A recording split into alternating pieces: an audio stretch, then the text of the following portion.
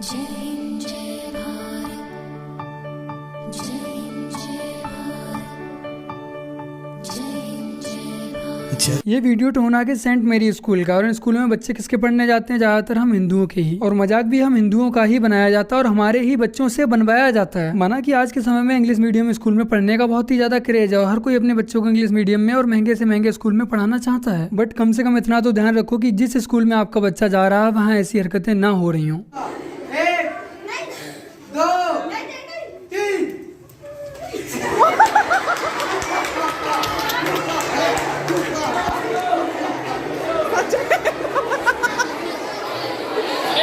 बड़ी बकवास।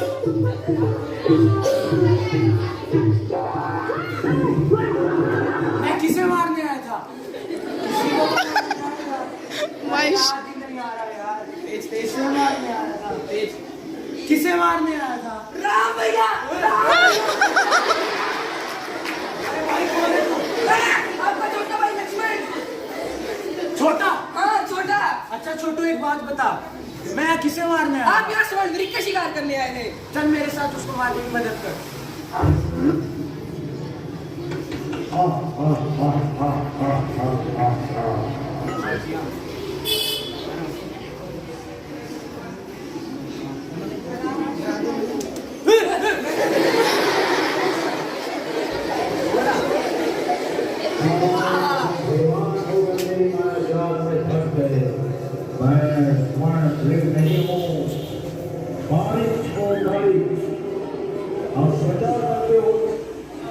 अरे छोटे, ये सीता कौन है? राम की पत्नी। ये राम कौन है? आप हो राम, राम लीला के हीरो।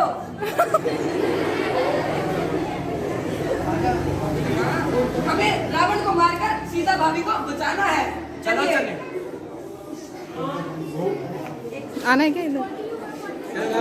नहीं मुझे इधर तो नहीं आना। रुक जा, पीछे तक, पीछे चला भी।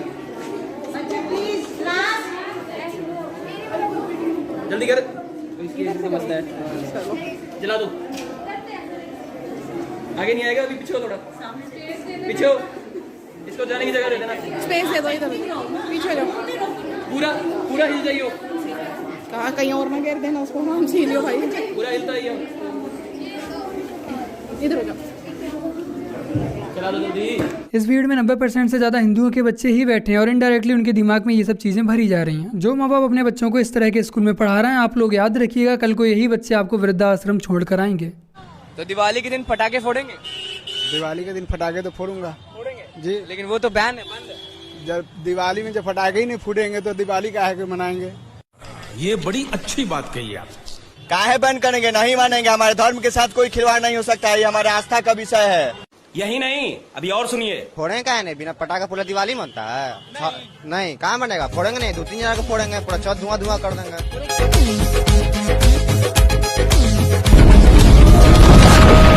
जिया हो बिहार के लाला, कितना बम मारेंगे कि इलाका धुआं धुआं हो जाएगा। 30 अक्टूबर 1990 और 2 नवंबर 1990 को इसी अयोध्या में राम भक्तों पर, राम कार सेवकों पर गोलियां चलाई गई थी। बर्बर लाठीचार्ज हो रहा था। तब जय श्री राम बोलना एक अपराध माना जाता था। तब राम मंदिर की बात बोलना अपने आप में एक अपराध होता था। लेकिन भाइयों बहनों, आपकी ताकत, लोकतंत्र की ताकत कितनी मजबूत होती है, आपने उसका एहसास कराया। और उस ताकत का एहसास है जो कल तक राम भक्तों पर आज से 31 वर्ष पहले गोलियां चला रहे थे, आज वो आपकी ताकत के सामने झुके हैं। अब लगता है कि अगर कुछ और वर्ष आप इसी प्रकार से ले चले तो अगली कार सेवा के लिए वे और उनकी पूरी खानदान लाइन पर खड़े होते हुए दिखाई देंगे। आप देखना, अगली कार सेवा जब होगी तब गोली नहीं चलेगी, तब राम भक्तों पर, कृष्ण भक्तों पर पुष्पों की वर्षा होगी। और यही लोकतंत्र की ताकत है। तो मेरे प्यारे भाइयों बहनों, मथुरा और काशी का इशारा मिल चुका है। आप सभी लोग तैयार रहिएगा समय आने पर, और हो सके तो आप सभी लोग इस वीडियो क्लिप को पूरा जरूर देखिएगा और ज़्यादा से ज़्यादा शेयर भी कीजिएगा। एक दो तथ्य रखना चाहता हूं। जैसे तस्लीम रहमानी साहब ने कहा अंग्रेज किसको क्या दे रहे थे। हमने बचपन में पढ़ा कि मोहम्मद अली जिन्ना बहुत बड़े वकील थे और उस जमाने में शायद उनकी आमदनी 4,000 रुपए पर डे से ज़्यादा थी, जो आज भी बहुत बड़ी चीज़ है। और मोतीलाल नेहरू उससे भी बड़े वकील थे। मैं पूछना चाहता हूं, ये उस जमाने में हजारों रुपए पर डे की आमदनी के लिए पेमेंट कौन करता था? किसी हिंदुस्तानी का मुकदमा लड़ रहे थे क्या? भारत तो बहुत गरीब था, हम तो अकाल और भुखमरी से झेल रहे थे। पेमेंट कौन कर रहा था? अंग्रेजों के मुकदमे लड़ रहे थे ना, इसीलिए तो। और मैं यह भी बताना चाहता हूं, जिसमें अशफाक उल्ला खां, राम प्रसाद बिस्मिल, चंद्रशेखर आजाद, काकोरी कांड, जो लखनऊ के पास ब्रिटिश सरकार का खजाना क्रांतिकारियों ने लूट लिया था, ब्रिटिश सरकार का वकील कौन था? JN मुल्ला, जगत नारायण मुल्ला, कांग्रेस के नेता खड़े थे ब्रिटिश सरकार की तरफ से कि इनको फीस कौन दे रहा था? उनको सरकारी वकील थे ना, तो सरकार से ही तो फीस ले रहे होंगे। अब मैं एक दो फैक्चुअल बात कहता हूं, वो तो विषय अभी सावरकर जी का माहुरकर जी बताएंगे।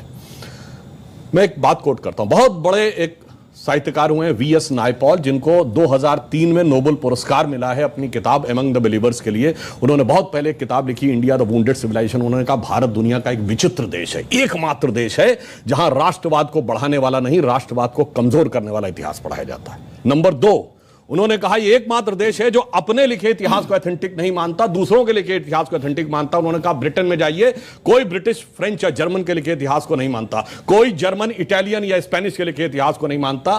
कहा उससे भी बड़ा आश्चर्य यह है कि ये विदेशियों के लिखे इतिहास को ही प्रामाणिक नहीं मानता है, जिन्होंने इस पे हुकूमत की, जो इसके दुश्मन थे, उन दुश्मनों के लिखे हुए इतिहास को प्रामाणिक मानता है। कहता इससे बड़ा दुर्भाग्य किसी देश का नहीं हो सकता। अब मैं बताता हूं उसमें हुआ क्या। एक और उदाहरण बता रहा हूं सारे दर्शकों से। एक सवाल ये है, क्या सिलेक्टिवली भारतीय हीरो को दबाया गया? हाँ, मैं उसके 2 उदाहरण फैक्ट बता रहा हूं। मैं दर्शकों से कह रहा हूं, जाइए चेक करिए। एक KGB के जासूस था जिसका नाम था यूरी बेजनेव, जो भारत में पत्रकार बनकर 70 के दशक में रहता था। उसके संस्मरण पढ़िए। उसने लिखा, हमें एजेंडा दिया गया था कि भारत की संस्कृति को कैसे तबाह करना है और उसके लिए हम क्या क्या कर रहे थे। जो बात इन्होंने कहा कि नूरुल हसन साहब बने तो उसके बाद क्या हुआ वो छोड़िए। अब मैं एक उदाहरण बताता हूं। महमूद गजनी ने सोमनाथ का मंदिर तोड़ा। जवाहरलाल नेहरू ने डिस्कवरी ऑफ इंडिया में पेज नंबर 235 पे यह लिखा कि वो तो एक योद्धा था, उसका धर्म से कोई लेना देना नहीं था, उसने जो लूटपाट की है वो अपने किंगडम को इनरिच करने के लिए की है। जबकि हकीकत यह है कि खुद महमूद गजनवी के साथ आए हुए उसके राइटर उतबी उसने अपनी किताब तारीकुल यामनी में लिखा है कि जब उसने मंदिर पे कब्जा कर लिया और उसके पास राजा और पुजारी पहुंचे कि ये शिवलिंग मत तोड़िए, इसके लिए हम 1 करोड़ स्वर्ण मुद्राएं देने को तैयार हैं, और उसके सलाहकार गए तो जानते क्या जवाब दिया महमूद गजनी ने? कि मैं तोड़ूंगा जरूर, इसलिए कि कयामत के दिन मैं बुत फरोश के रूप में जाना जाऊं, बुत शिकन के रूप में जाना जाऊं, बुत फरोश के रूप में। यानी नहीं पता पढ़ाई जाती, यानी ट्रेवल, यानी मैं एक बुत फरोश का मतलब हुआ कि जो मूर्तियों के साथ बिजनेस कर रहा हो, उसके लिए नहीं, मूर्ति को तोड़ने। फिल्में हम लोग देखते हैं, युवा पीढ़ी को प्यार मोहब्बत की बातों में बड़ा आनंद आता है। एक लाइन और कह दूं तो, प्यार मोहब्बत की बात हो तो क्या नाम याद आते हैं? शाहजहां, नूरजहां, जोधा अकबर, सलीम अनारकली, शीरी फरहाद, लैला मजनू, यही पढ़ाया गया ना।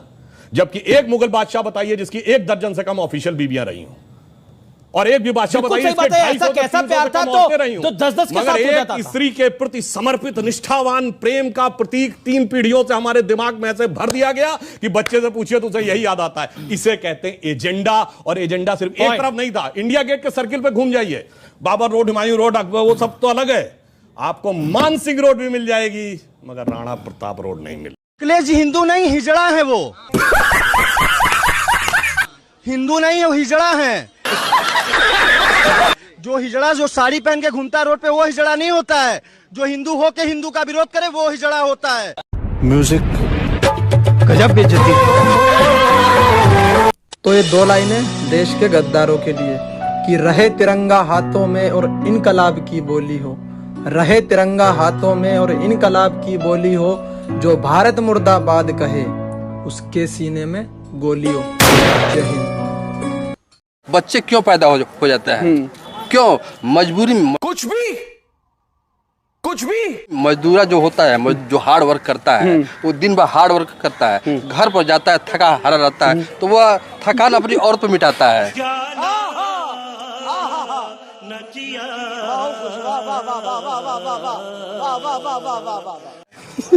ध्यान से सुनिएगा इनकी बात। मतलब कि कितना बच्चा चाहिए आपको? अरे 3 से 4 चाहिए। मतलब 2 से काम नहीं चलेगा? नहीं, 2 से काम कैसे चलेगा?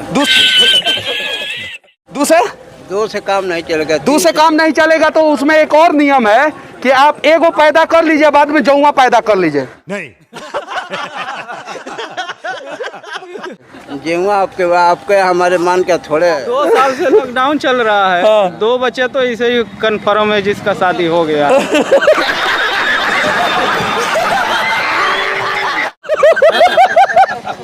अच्छा, मतलब कहने का मतलब है लॉकडाउन लागू होने से पहले जनसंख्या नियंत्रण लागू हो जाना चाहिए था। हाँ, ये एकदम जरूरी था। मान लीजिए घर में से निकलना नहीं है। हाँ, बीवी है, बच्चे हैं। हाँ, वही 3 लोग टाइम पास करेंगे। हाँ, तो वो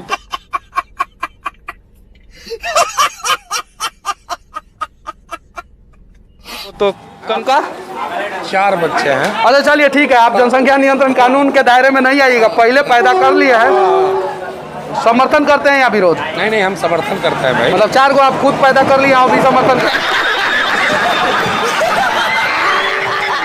रहे हैं। सरकार के नियम से आप संतुष्ट है कि नहीं? नहीं है। नहीं है? क्यों नहीं संतुष्ट? हमारे 4 बच्चे हैं। नहीं, अभी जो हुआ है वो ठीक है। हमारे फिलहाल में 4 बच्चे हैं। हाँ, वो ठीक है। 6 हो जाए तो क्या होगा?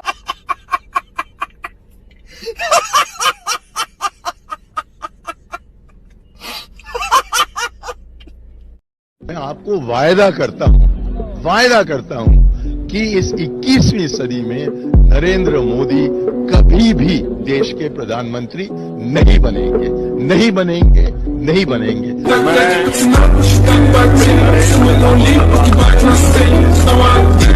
अब देखिए हमारे देश के कुछ महान बुद्धिजीवियों को जिन्हें यह नहीं पता कि 15 अगस्त और 26 जनवरी में क्या अंतर है। आज़ादी मिली थी हिंदुस्तान को। हाँ। किस दिन? अच्छा, दिन तो नहीं, लेकिन 26 जनवरी 1947 को आज़ादी मिली। लेकिन अंकल जी, ये 15 अगस्त को क्या मिली थी देश को? देखिए, दोनों मिला के आज़ादी के ऊपर ही है सर।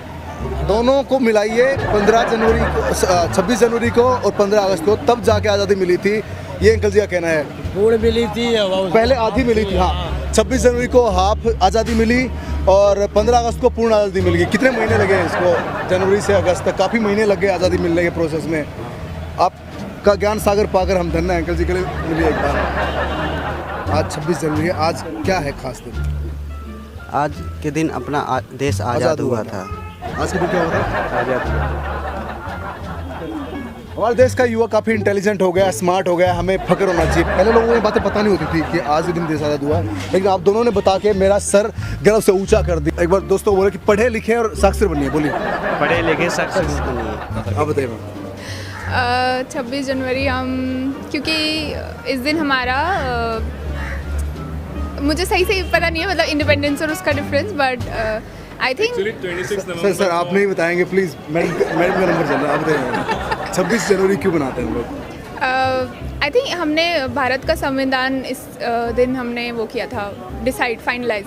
और गणतंत्र दिवस पे क्या किया था हम लोगों ने? आज़ाद हुआ था गणतंत्र दिवस पर। गणतंत्र दिवस पर आज़ाद हुआ था, तो 15 अगस्त को क्या हुआ था? सॉरी, वो इंडिपेंडेंस डे। अच्छा, गणतंत्र दिवस 26 जनवरी होता है। मुझे क्या होता? क्योंकि आज़ादी मिली थी। बिल्कुल सही जवाब। इस दिन देश को आज़ादी मिली थी। किससे आज़ादी मिली थी हमें? कॉन्स्टिट्यूशन फॉर्म हुआ था इस दिन। अच्छा, अब आप चेंज कर रहे हैं अपना जवाब। मैडम, आपकी बेटी है, ये बार बार अपना जवाब बदल रही है, क्या कहना चाहेंगे आप इसमें? कुछ नहीं कहना चाहूँगी। 15 अगस्त क्यों मनाते हैं, ये बताइए। इंडिपेंडेंस डे है। अच्छा, देश का संविधान लिखा किसने था? नहीं पता। ये बताना नहीं चाहेंगे आप? ये बहुत गुप्त जानकारी है, ये हमारे साथ शेयर नहीं करेंगे। ये हमारा देश आज़ाद हुआ था। हमारा देश आज़ाद हुआ था। किस दिन? के दिन 1926 या 50 में हमारा देश आज़ाद हुआ। किस दिन हुआ था? 1926 के 50 दिन। 1926 के 50 क्लियर नहीं कर पा रहे हैं। 1926। हाँ, 1947 की 50 में हुआ था आज़ाद। स्कूल में गए हो कभी? गया था। दोबारा जाओ यार, दोबारा स्कूल में पढ़ना स्टार्ट कर। क्या खास दिन है? 26 जनवरी। 26 जनवरी क्यों मनाते हैं हम लोग? जो गांधी जी ने आज़ाद हुए थे। गांधी जी आज़ाद हुए थे इस दिन हमारे। और कौन कौन आज़ाद हुआ था? मुझे नहीं मालूम सर। तुम आज़ाद हुए थे? नहीं हुए? तुम गुलाम हो अभी? मैं अभी गुलाम। किससे गुलाम हो तुम? अभी तो आप मोदी जी से हैं। मोदी जी का गुलाम है। चलिए भाई साहब, आपका जवाब बहुत ही निराला था। और 15 अगस्त सन 1947 को क्या हुआ था? वो तो सर बताइए। वो कुछ तो हुआ होगा उस दिन भी। उस दिन 15 अगस्त 1947 उस दिन सर हमारे देश का मतलब क्या कहते हैं वो संविधान लिखा है 15 अगस्त 1947 को। हमें उम्मीद है कि आप ऐसी गलती नहीं करेंगे। आपको इन सब डेट के बारे में पता होगा कि किस दिन क्या है। नहीं पता तो पता जरूर कर ही लीजिएगा।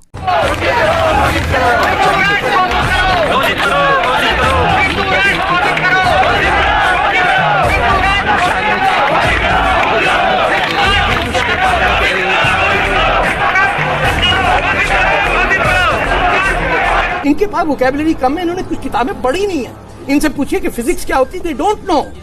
वो कहते हैं हराम है। आप मुझे एक बात बताइए, जब लाउड स्पीकर आया हिंदुस्तान में तो किसने फतवा लगाया कि लाउड स्पीकर हराम है? किसी को पता है यहाँ?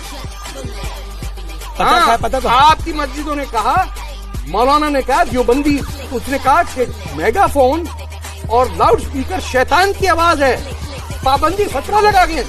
जब बाद में होश आया कि यार इससे तो 5 दिन में हर एक का नाक में दम कर सकते हैं हम, ना लाउड स्पीकर लगा के भी हिंदू मोहल्ले में अजानें चल रही हैं।